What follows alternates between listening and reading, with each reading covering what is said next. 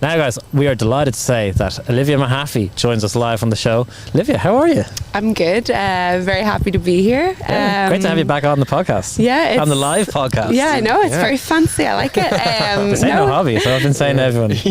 Yeah, we've got a nice setting as well. So, yeah. Yeah, we're kind of picking up tips on like, what we actually should be doing. We're like the boys in the production team. We were saying like they actually know what they're doing because they also come out on the golf course with us and they see hooks and slices and they see us swing and then go, what's the ball going to do? Whereas there's a lot of consistency here, which is great to watch. They said it'd be easier to follow their balls with cameras than ours. They actually know where it's going. So how are you? How's since we spoke last, you've had a string of great results on tour. How have you been? Yeah, it's been good. Trying to manage professional golf, and it's always exciting. There's always something. But yeah, it's nice to see the hard work pay off and have those results. And then I've also had a couple of bad finishes as well after them. But I think it's been more of a learning curve. And I think, when you're given time to sort of reset, which I had last week, and sort of look at what I did very well when I played well in those weeks, and then look at maybe some of the things that I stopped doing. So I think that last week was a very good reset. So I'm really looking forward to this week. That's cool. So could we talk through a couple of the results now? You've been finishing the top few of the leaderboards. You changed driver. Was that a big change? Yeah, it was a big change. My coach, and I was playing with my coach and Tom McKibben, and they said to me, I think you should go and check your driver. It looks really, really long. So I went to get a fit, and I shortened my driver, and I changed the weights around in the head a little bit, and it made a huge difference. And it was a bit of a rush to get that for Friday. Thankfully, Rock Golf is really, really good to me, and they managed to get shipped in instantly, and had it in the bag, used it the next week, and drove it really well, and had a great week. Shot at, I think it was 64 something first round, so that worked quite nicely. So that's still in the bag. And actually last week I made some equipment changes, so I'm excited for them this week. I've got a new 3-wood in the bag this week, and I changed. I put a 7-wood in, a rescue in, to try and get a little bit more height, because obviously it's quite important out here. I had a 2-iron in the bag, so that's out now. And I changed all my grips. I was using a mid-size grip, but I went to a thin grip. So a few changes ahead of this week. I'm always interested. We get giddy getting new stuff, but you're pro. Do you still get that kid at Christmas when new stuff comes in the door and you're looking at things going, oh, I'm new, whatever? Yeah, well, it's funny. I never normally change in the middle of the season, and I feel I've made a few changes now. I think it's nice to have a few extra clubs and be able to move them in and move them out, depending on the course. And I think when you get a new club and you hit it really well, and you know what you're kind of replacing, it's like, okay, oh yeah, this is exciting. So I understand, obviously, going from 2-iron to a hybrid, it's quite soft here at Dromoland at the moment. It's playing quite long, so obviously carry distance is a big emphasis there. Going to thinner grips, what's that working on? Yeah, well, I switched to mid-size grip before in about March. My miss has always been left, so I thought that would maybe help me a little bit with that. And I felt recently like I've been losing quite a few shots out to the right, which is not my miss. And I feel like sometimes I don't have a good grip on the club. Like it feels a little too big for it. I have little hands. So I was at Rock Golf last week, and we tried it with 2 wraps of tape, 1 wrap of tape, and I decided I like the 1 wrap of tape better. And I think I feel like I have a little bit more feel in my hands now, which is quite nice. So that's super. I'm excited for that one. That's like the story of Rory when he went to get the lads went to get his grip street chasing. They'll notice, the pros will notice a second bit of tape or a little anything extra. Yeah, you can put that in my hand and I wouldn't be able to tell any of the difference.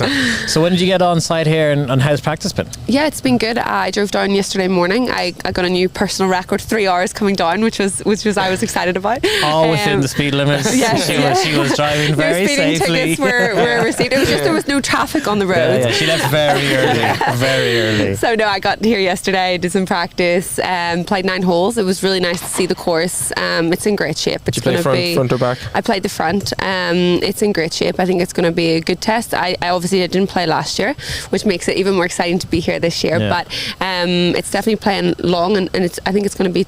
There's a few tough holes. Like I had a hybrid and into a couple of holes, and I would be on the longer side. So I think it's going to be a good test. The rough, I was saying, seems to be up a lot in a couple of different, like, very specific spots. Is that something that you found, or what's kind of your strategy for plotting your way around the course? I actually drove it quite nice yesterday, so I wasn't you're only ever in the short grass. No. The new driver. Can we change our? What was our picks again? Can we change our? I did notice it though. Like, I looked, and it's thick in spots for sure, and I think definitely premium on hitting on the fairway, especially those long holes, because trying to hit a wood out of that is going to be really, really tricky. So especially when you need height to come into the greens. So I think premium this week on driving it well. So then you got practice rounds today? Yes, so I'm going to play 9 holes soon, and I actually think I might then go ahead and play the front 9 again later on this afternoon.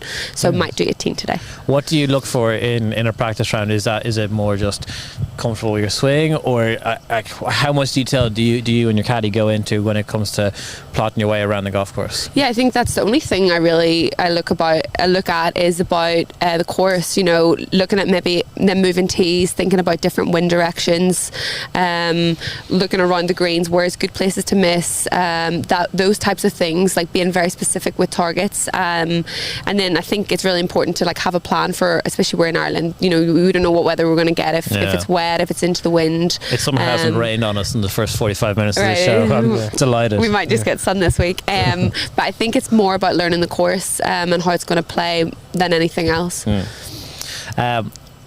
So you're one of the home favourites for this event. There's no getting around that. There's a lot of Irish in the field. We were talking about that before.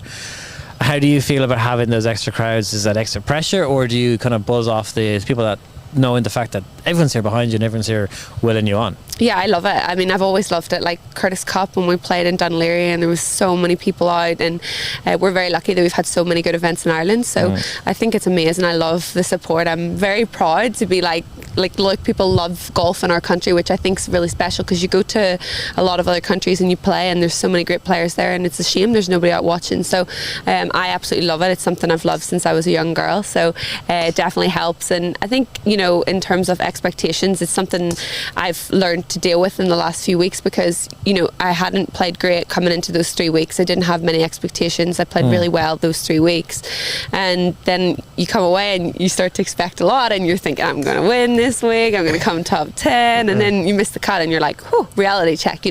So I think the thing I learned probably playing the 2 events I did after those good finishes is the expectation part, and I think sometimes you get dragged away a little bit from the process, and I think that's sort of what happened for me. And I think now I've sort of reset a little bit with my coaches, and this week I'm really focused on, as I said in Evian, doing the things mentally, because I know if I do a good job mentally, I know that I'll play good golf, and it's good on the range. It's that transition for me. So I think it's about managing everything else mentally, and if I do that well, I will play good golf, and it's when I struggle with that I don't play good golf. So I think I'm sort of sucked into that a little bit this week, and I have some goals I want to meet mentally on the golf course. And when you say you might struggle mentally, is that kind of just getting frustrated on the golf course, or is it purely just falling out of the process? Yeah, more so I think when you stand over shots, you maybe you're a little distracted, and you don't come off it, or you're over the shot and you're you don't feel good about it, or you feel like, oh, I might hit this left, oh, there's water left. Those sort of thoughts come in, and I think it's more managing those, backing off. Okay, what are we trying to do here? Where am I trying to hit?